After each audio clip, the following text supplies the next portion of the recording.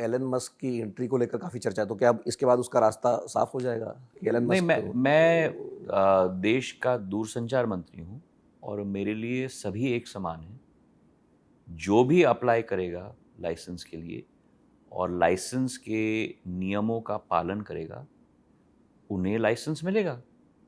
आज तो 2 लोगों को लाइसेंस ऑलरेडी मिल गया है। एयरटेल के वनवेब को मिल गया है और रिलायंस को ऑलरेडी मिल गया है सैटेलाइट लाइसेंस। तो जो भी हमें अप्लाई करेगा और नियमों का पालन करेगा, उन सबको मिल जाएगा लाइसेंस। चाहे आप हों, चाहे ये हों, चाहे जो भी हों। और एडमिनिस्ट्रेटिव अलॉटमेंट टीआरआई के निर्णय के आधार पर उस प्राइस पे एडमिनिस्ट्रेटिवली सबको अलॉट किया जाएगा। नहीं, तो बीएसएनएल को लेकर भी ये बात हो रही है कि 5G सर्विस कब आएगी उसकी?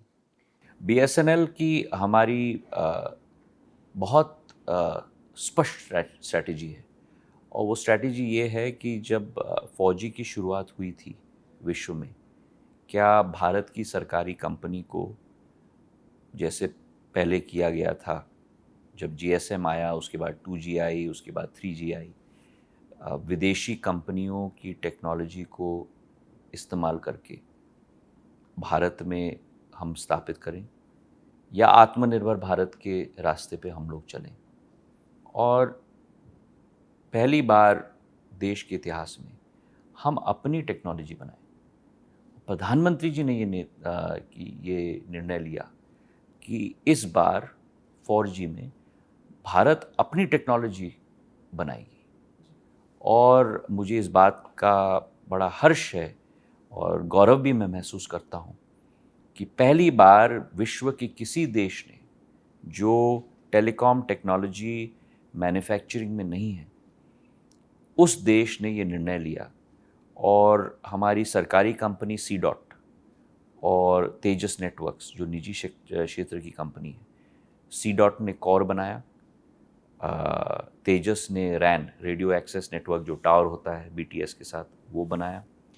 और हमारा सिस्टम इंटीग्रेटर, मतलब जो सॉफ्टवेयर डालता है और हार्डवेयर और सॉफ्टवेयर को इंटीग्रेट करता है, वो भी एक भारतीय कंपनी टीसीएस। तीनों ने मिलकर ये सोल्यूशन बनाया।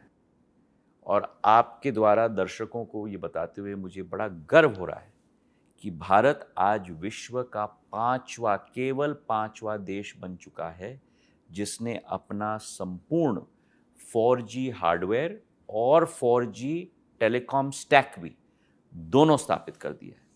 और पिछले 6 महीने में कोर हमारा स्थापित हो चुका है, हमारे टावर्स लग रहे हैं और पिछले 6 महीने में हमने कल के डेट तक 62,201 टावर्स 4G के हमने लगवा दिए देश के अंदर।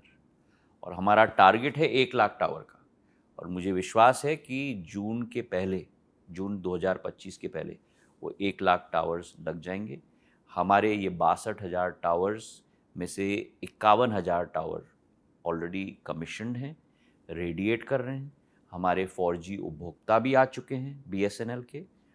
और आने वाले दिनों में मेरी यही कोशिश रहेगी कि जून 2025 तक, जब तक ये 1 लाख टावर लग जाएं, ये 1 लाख 4G टावर्स में से कुछ, कितने प्रतिशत मैं आपको अभी नहीं बताऊंगा, पर कुछ टावर्स हम लोग 5G में भी कन्वर्ट कर लेंगे, देसी टेक्नोलॉजी के आधार पर, विदेशी नहीं।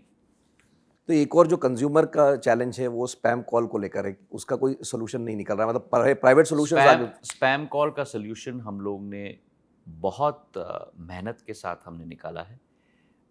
हमारा कायोर सॉफ्टवेयर है, कॉलिंग आइडेंटिफिकेशन सॉफ्टवेयर, जिसके आधार पर हम लोग ने करीब करीब 3.25 लाख स्टोलन मोबाइल फ़ोन्स को हमने डिस्कनेक्ट किया है। हमने करीब 1,14,000 हेडर्स जो फ्रॉड के आधार पर बनाए हैं, उनको हमने ब्लैकलिस्ट किए हैं। और हमारा एक नया सॉफ्टवेयर हमने स्थापित किया है। आपके फ़ोन पे कई बार +91 के आधार पर कॉल्स आते हैं, पर वो विदेश से आ रहे हैं।